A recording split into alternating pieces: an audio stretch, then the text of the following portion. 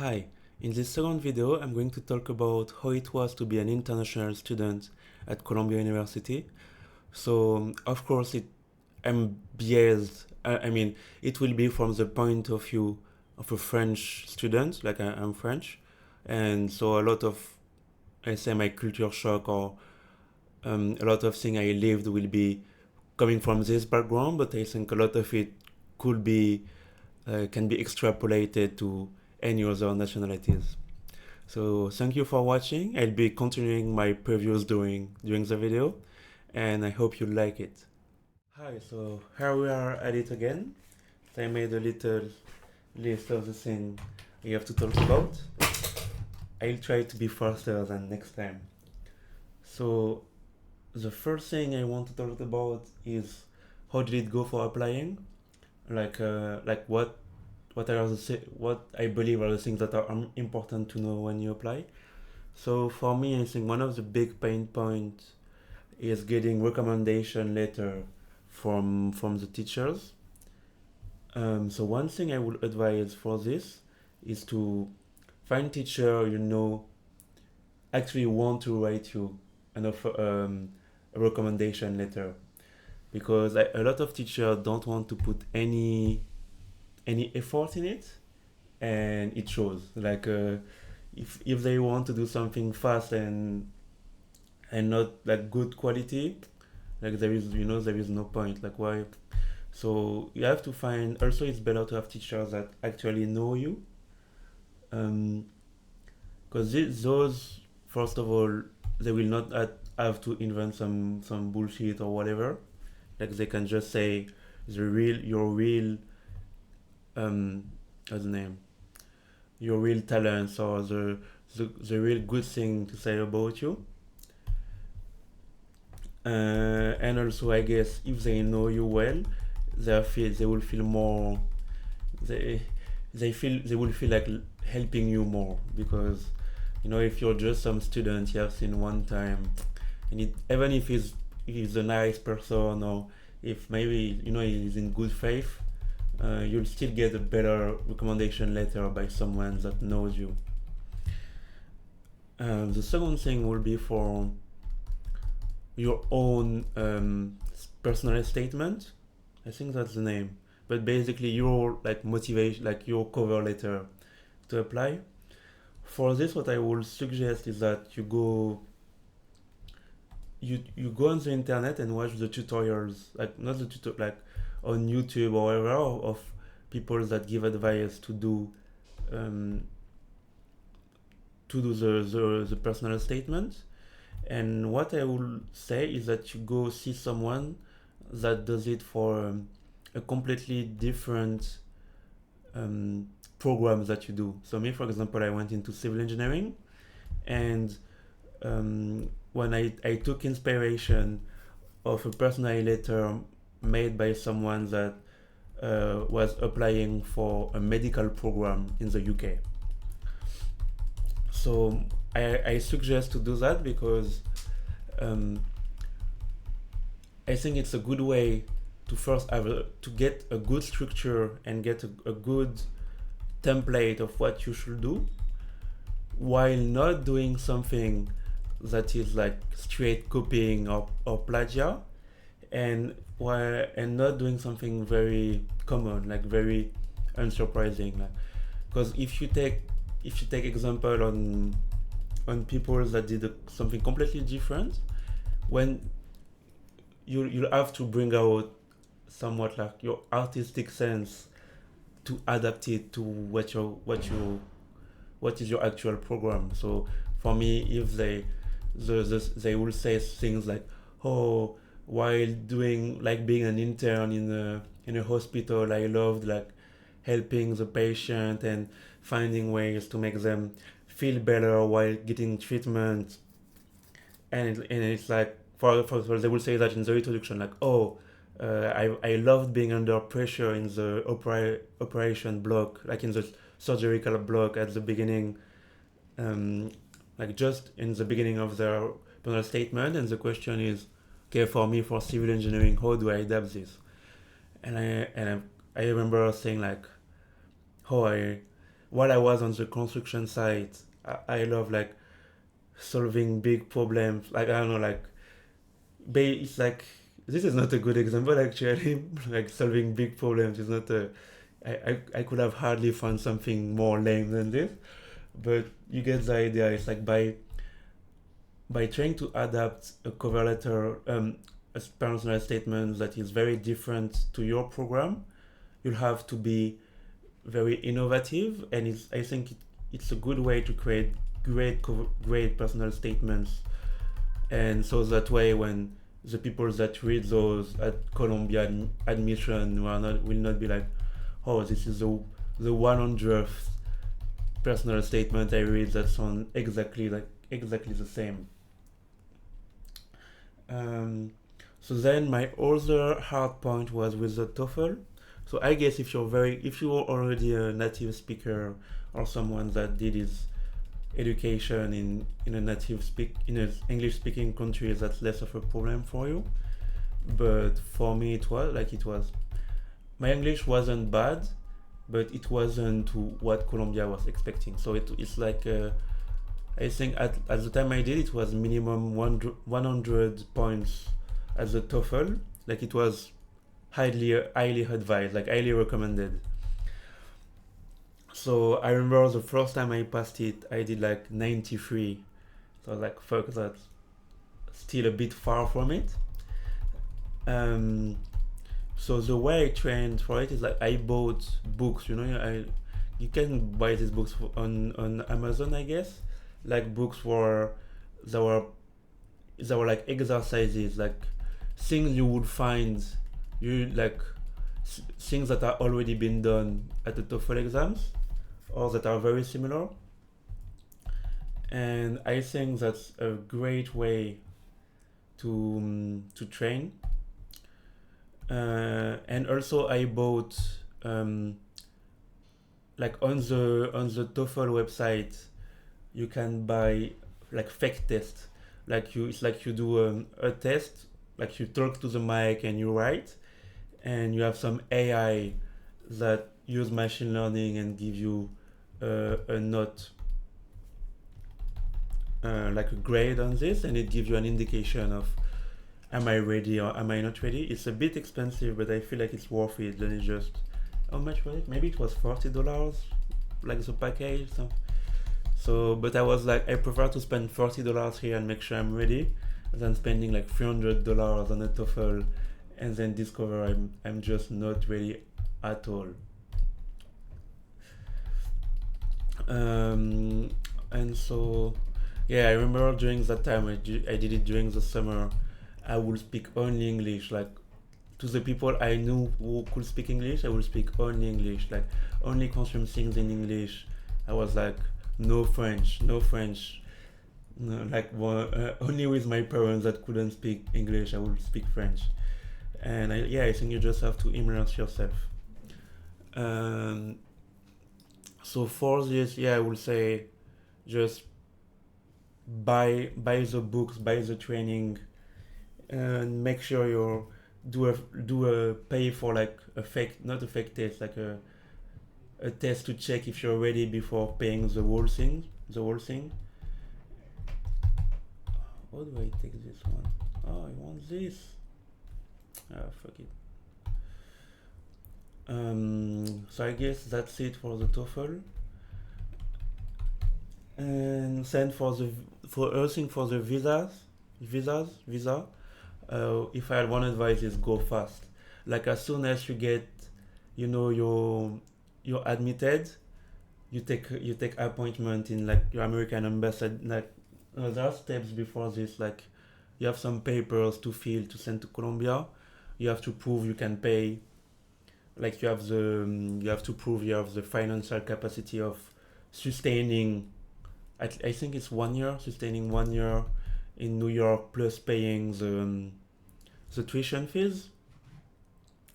And I would say do this as fast as possible, because the faster you do it, the faster you have the visa, and the faster you're worry free basically, because getting your visa is really a pain in the ass. It's very stressful, and so the earlier you have it, the better. I think like it's really what I don't think a lot of people will not agree with this. Maybe for some where it's harder, or maybe in countries where it's harder to get the visa and you want to make sure you have everything right. Like maybe because I'm from France, I had less chance of getting rejected than pe- people from India, for example, or there is like hundreds of thousands of applicants and people that want to go, so maybe they are more skeptical or they accept less. I know it's the case. I know it's often the case for H1B and green cards. I don't know if it's the case for F1 visa, but yeah. So then, apartments in New York. So how to find your apartment? So me, I found the way I did it is so first I wanted to have roommates because this shit is expensive as fuck. So the first thing I did is I found roommate on WhatsApp. So basically, when you get um, admitted, you receive like you can get added in like Facebook groups, WhatsApp groups of admitted people, and a lot of what people do here is like say, oh, I'm looking for a roommate who want to be with me. My budget is this.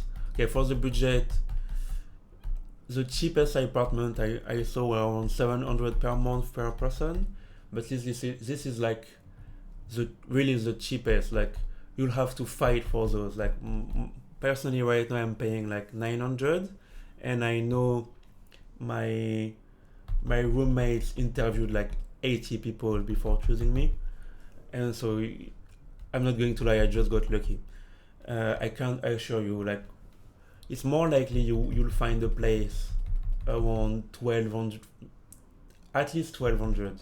Like actually my first apartment was 1200 dollars, and then every 6 months, like every new lease they were raising the price. And yeah, at some point I was like, fuck it, I'm out, and I found the place I'm right now. But basically it's to say that it's not it's really not easy to find a cheap place if that's what you're looking. So yeah, so first I found my roommates. I think I made a mistake here of choosing my roommates first and then choosing the apartment, because basically everyone, maybe I don't know, everyone has their own little requirements and their price, and then once you have chosen your people, you're like, okay, I need something for 3 people, for 4 people, and so then you're looking for a place that fulfill all those requirements, and it gets harder. I feel like if I had to do it again, I would first find an apartment and then choose look for a roommate. Like once I have chosen an apartment I like, for example, it's a 3 people apartment, 2 bathroom. I send a message on the group, say, "Oh, I have an apartment. I'm looking for 2 roommates. This is the price. This is like how much space we have." And you see, and I'm sure some people will say, okay, I mean, is it then maybe one thing we didn't do is we didn't make sure we like each other, so we road dogged it. Like basically we are just like, okay, that's good, we have a roommate, see you in 2 months guys, and never did a single call, never checked, do we actually go well together, like well along together, like do we appreciate each other, do we think isn't there anyone strange. And actually we got lucky, everybody was cool, we had a great time, but I heard some horror stories, so I really wouldn't recommend doing the same thing. Then I'm talking more, so I'm painting very slowly here. Okay, I don't like this green. Like I'd be like finished talking, and like my painting will have barely advanced. So here I feel like I want. No, that wasn't a good idea. It was definitely not a good idea. I really have to paint more with this thing. So yeah, I will advise to like choose your apartment first, and then once you found roommates, get on a call. Make sure make sure everybody seems like a good person, seems like someone you will appreciate. I don't know appreciate, but someone that it will be okay for you to live with.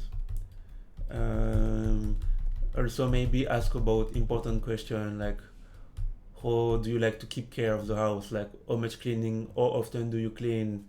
How like do you want what type of like course assignment do you do? Like do you only want to do to, for example, clean the bathroom because you hate cleaning the kitchen, or is it okay for you to roll and like everybody does a bit of everything? This type of thing, so that you don't have bad surprises when when you're there, when when you're like, oh, so you like to clean once every 2 months, I see. Or you like you don't like to throw your trash out, you just put everything in the hair and that's it. You make sure about those things. Okay, this is, I'm doing it super randomly. Maybe I should do something a bit more thought, like do like this. So yeah, that I think is important. Then I think then also where to find the apartments. So me, I went through a French company. Like it's not French, it's American, but it's owned by like French people called um, Room T, and so basically it's like furnished apartment with, and you pay, like utilities are included in the price. So in my rent I had like the electricity, the gas, the internet, the hot water. So we didn't have to pay separated bills for utilities, and it was a flat rate. Like whatever the amount of water we will use, of oil or gas, whatever, we will pay the same thing. So this is great. You can take a long shower without being afraid of spending too much money, or having your roommates like, wow, you're going to make us pay more. So this is like something cool. Like I'm doing mountains actually. I Maybe that wasn't the smartest idea of me, but it's okay. I don't care. Like I don't, you know, you live and you learn. So, but no. So maybe this is more suited, like doing this thing of getting using room tea if you can. I don't know, uh, or other website where they have furnished apartments. So you pay a bit higher price, but one thing is great is if you're an international student, there is a lot of scams in New York with apartments and everything. And by paying this type of company, you're sure the day you arrive in New York, you'll have somewhere to sleep. When sometimes you pay the deposit, you pay things, you think you have a place, and you arrive and like it was a scam. Like either there is no apartment, or it belonged to someone else, or it's already fulfilled, or whatever, and then you lost money and you're in trouble because you don't know you're in a foreign country and you don't know the fuck, like where the fuck you're going to sleep. Um,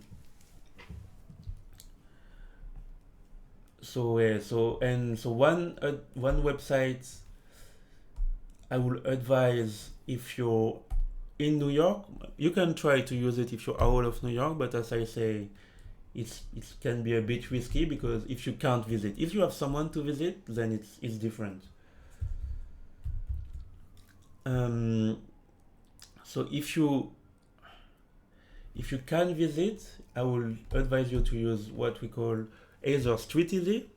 So Street Easy is like a very well known website where you have plenty of apartments, and you can like, I think Street Easy is per apartment. So it's like, oh well, this apartment for 3 roommates, this apartment for 4 roommates. So this is great. Or me, I used spare room. So this is per room. So for example, there is 3 roommates, say they need a fourth one, they'll put an ad here. It's how I found my second apartment. I think it worked very well. You just send a message Uh, Also, Craigslist can work. Craigslist, like I feel like because Craigslist is more generalist, more general, like there is everything. It's maybe not as good quality, but I feel like if you want something cheap, you'll have to look for it. But Spare Room and Craigslist are the place you can find things that are very cheap. But again, if you can't visit, it's risky. Like as an international student, I wouldn't look for a place in those if I have nobody to visit for me. Simply because there is a lot of scams. Or maybe it's not even a scam. Maybe it's just that the place is not as pretty or as clean as the pictures, or they don't show the room and they just say, oh, they just put a picture of the living room, and when you arrive, like your room is like minuscule. It's like one square feet. I don't know, like something ridiculous.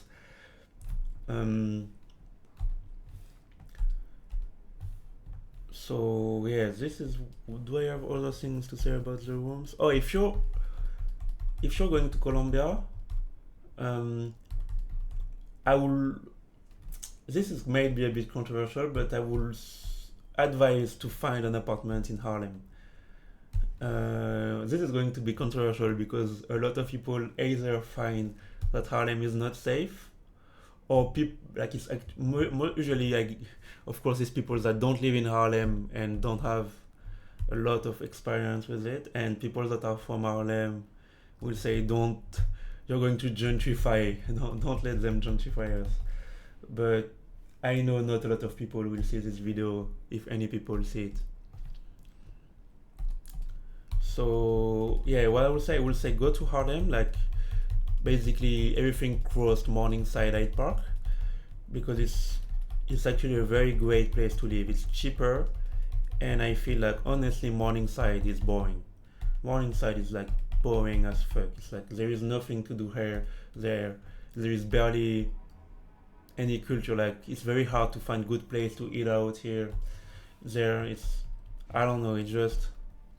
I think it's true. It's very acceptized. It's very it's like,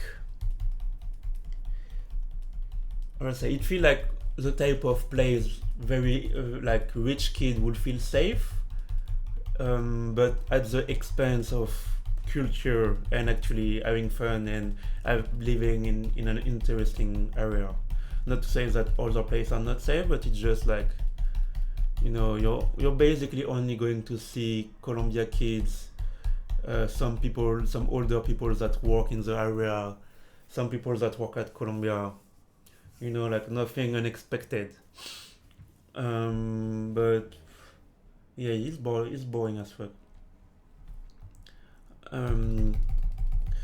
Also, I went in Harlem. You have some of the best restaurants in New York. You have a lot of club, like actually it's a lot of like black clubs, like a club where black people go. Like if you don't like black people, then don't go there. But I'm half black, so I like going there.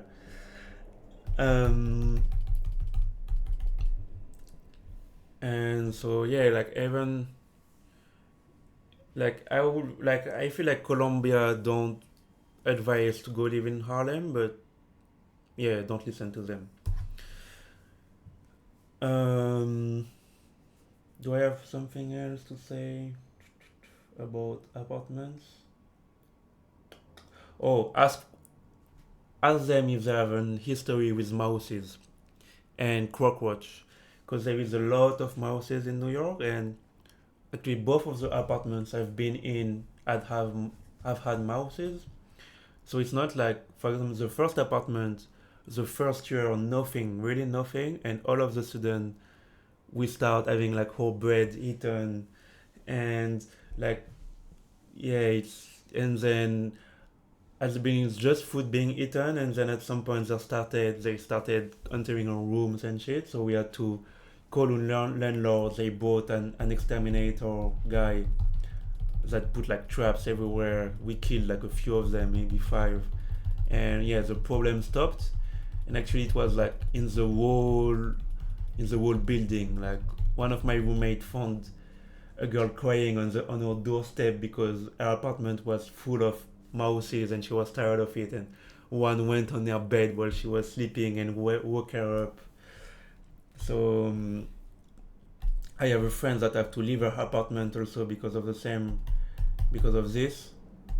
So yeah, I would really not advise.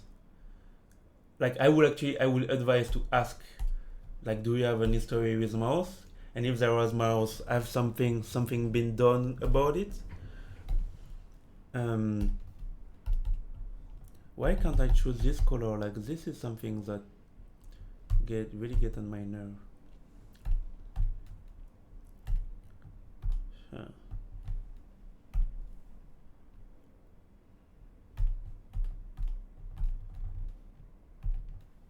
Why if I okay? Oh, why? Where are I on it?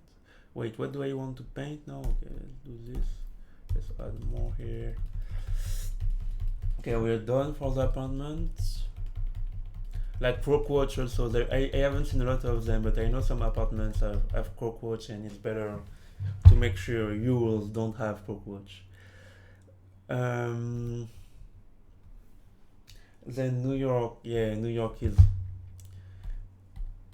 incredible. New York is like it's like a star. It's like being inside a star while being in the nuclear fusion. Like so much energy, and the high are very high, the lows are very low.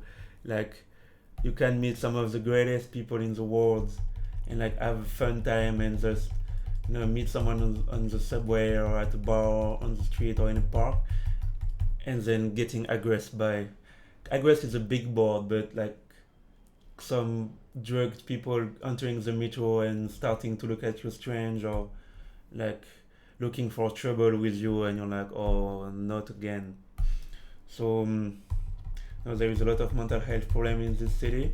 Like, am I starting with the bad negative? But yeah, I have to say this. Like, I know since COVID is getting worse. There is a lot of mental health problem, a lot of drug problems.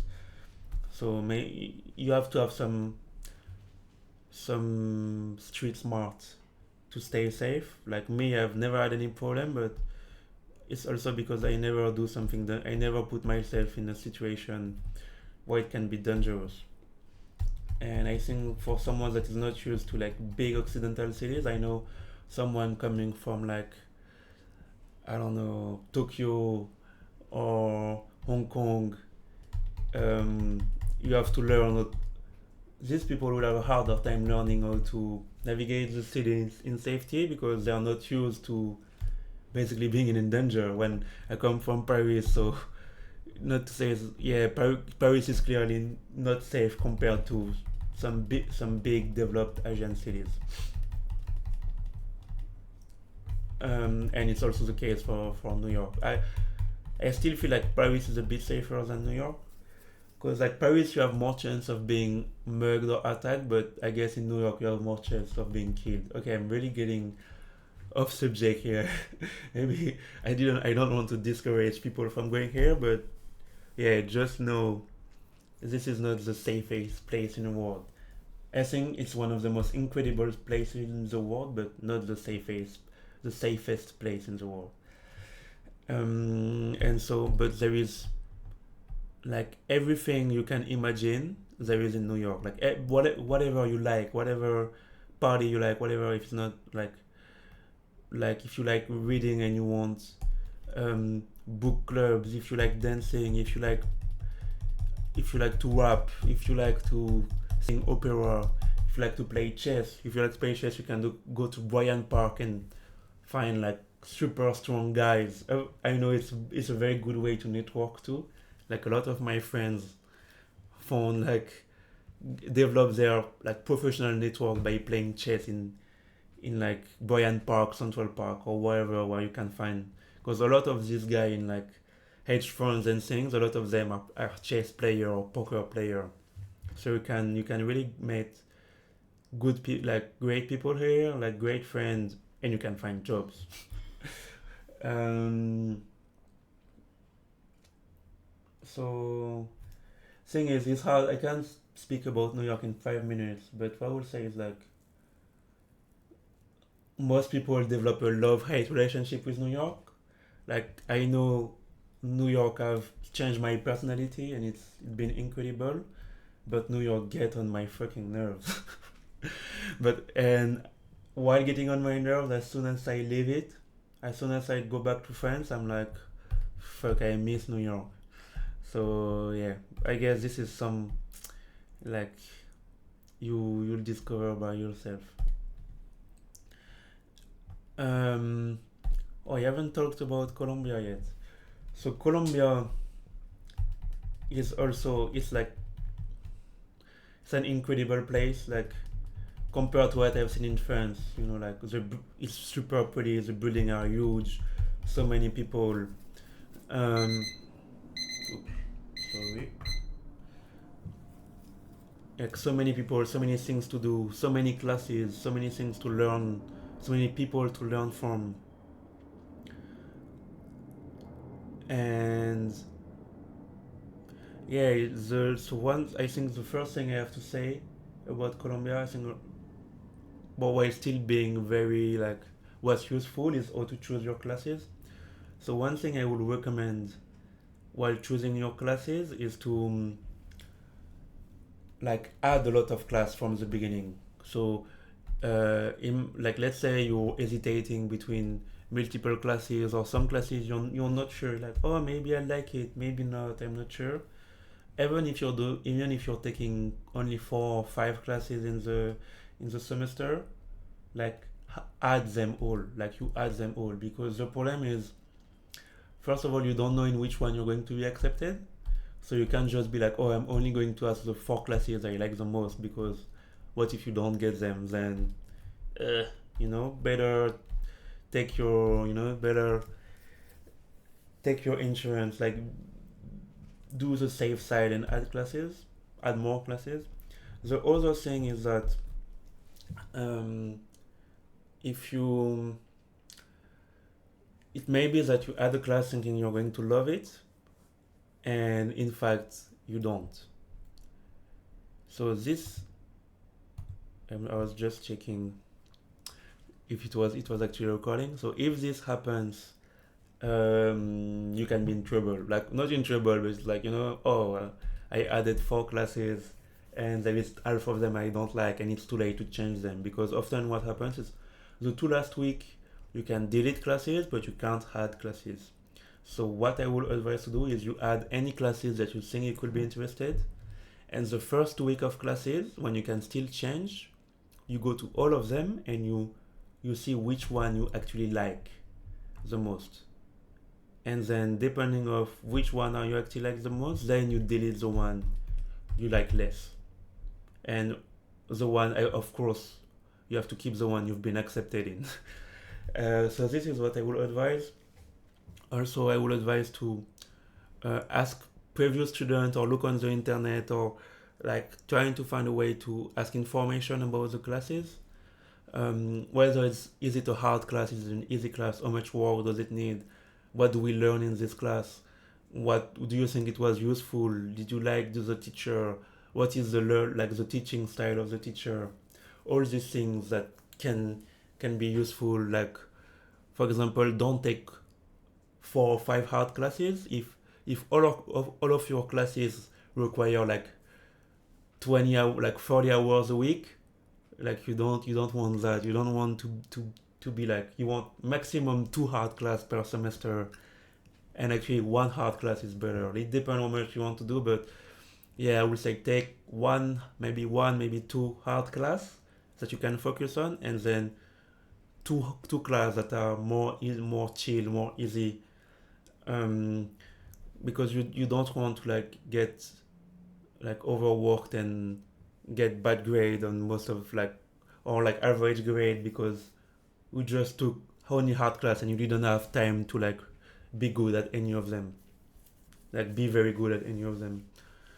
But then if you want the challenge, go for it. I'm just speaking by experience and what I have seen. um So one thing I noticed in Colombia is very academically oriented. So there is, I think also New York is Colombia in the way that if you want to party, if you want to go out, um, New York is so big, there is so many opportunities. You don't have to stay with Colombia people, or you have your little group friends. So there is less like fraternity. There is way less, let's say, social activity linked to Colombia because of this. I won't say it's a bad. I think it's not. It would be. I would like it better if there was more like activities within Colombia. But then I'm still part of the problem because my first reflex when I want to go out is okay. What club can I go? Where can I go in New York? When I'm not like, oh, is there anything I can do with Colombia? But yeah, so the other thing, I think people are also very competitive most of the time. It's expensive as fuck, but it was the best 2 years I had in my life. Like it was also so much growth. Like first time without living with my parents, so much things happened, so many opportunities, and yeah, it was great. So I know it was more of a.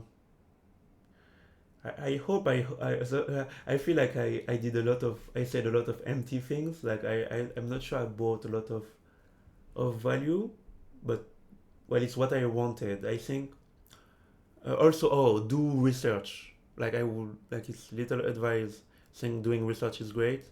Also because if the teacher you do research with like you and have a big research project, you can get a waiver. So that's the trick. And also I feel like you learn a lot in research. I didn't get a waiver personally, but some friends of mine did. Um, if you don't have a lot of money and you're hungry, you can go to the food pantry. So the food pantry is like people donate food to Colombia, and basically you say you're poor and you can't eat, and you get food for free twice a week there. And yeah, I was getting most of my groceries here, and I was hungry as fuck. Like I really was hungry, and so it really helped us. Actually, all my roommates were hungry. Like the euro like dropped just before it was crazy, and so this really helped us um, eating enough to not be hungry and like having enough money to like if you want to do a restaurant once a month we could if I want to do a little trip like take metro north for $15 and go hike I could do it, but that's only because there was the food pantry. Is there anything else? I think that's all. Yeah, and I will say yeah, it's very important. Like take care of your health. You wanna take care of your mental health and your physical health. I know you sometimes you can get lonely. You don't have your family. You don't have your friends. It's a different culture, and I think like be respect yourself by eating well, going to sleep, drinking water, like doing sport because you need this foundation to be solid if you want, because I'm not going to lie to you, it's not going to be easy every day. It's going till a lot of days are going to be very hard. So you need to feel good and to have this foundation on lock if you want to survive. Maybe survive is too strong word, but make the best of this opportunity. So I think that's it. Thank you for listening to me. I don't know if I finished this drawing, but honestly, it gets on my nerve. I feel it looks okay, but I'm not going to lie. It's not incredible work, but that will do the job. It's my first drawing on this. It's my second drawing on this, and my first drawing on this for a long time. So that will be it. And yeah, I hope you have a great time and have a good day.